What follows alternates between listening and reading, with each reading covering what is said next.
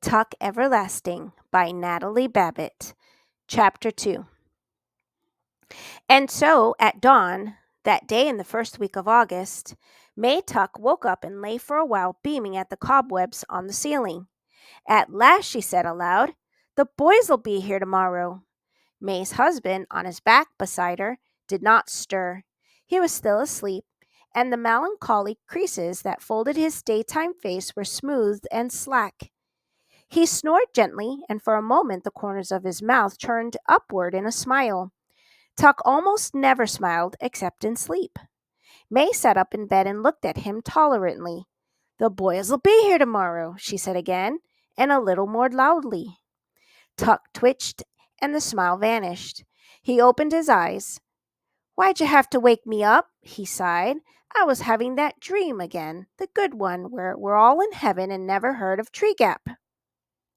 May sat there frowning, a great potato of a woman with a round, sensible face and calm brown eyes.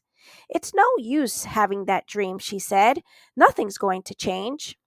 "You tell me that every day," said Tuck, turning away from her onto his side. "Anyways, I can't help what I dream."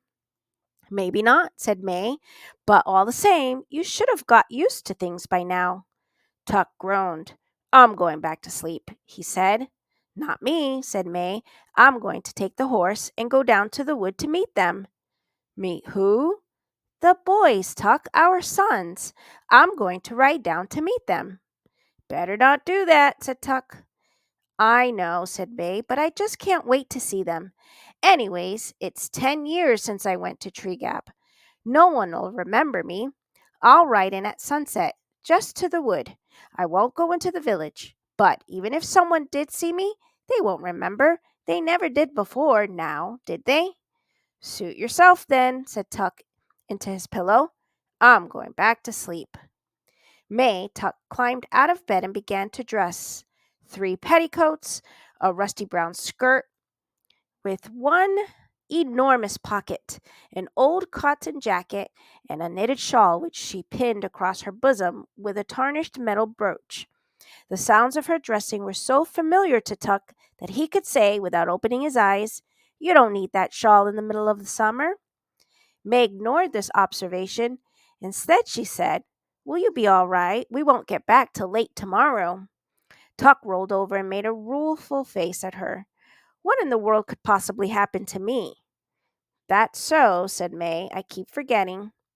"I don't," said Tuck. "Have a nice time." And in a moment he was asleep again.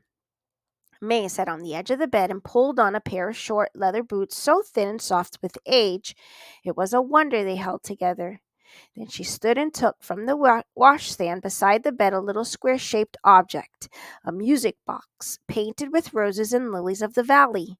It was the one pretty thing she owned, and she never went anywhere without it. Her fingers strayed to the winding key on its bottom, but glancing at the sleeping Tuck, she shook her head, gave the little box a pat, and dropped it into her pocket. Then, last of all, she pulled down over her ears a blue straw hat with a drooping, exhausted brim. But before she put on the hat, she brushed her gray-brown hair and wound it into a bun at the back of her neck. She did this quickly and skillfully without a single glance in the mirror. May Tuck didn't need a mirror, though she had one propped up on the washstand. She knew very well what she would see in it.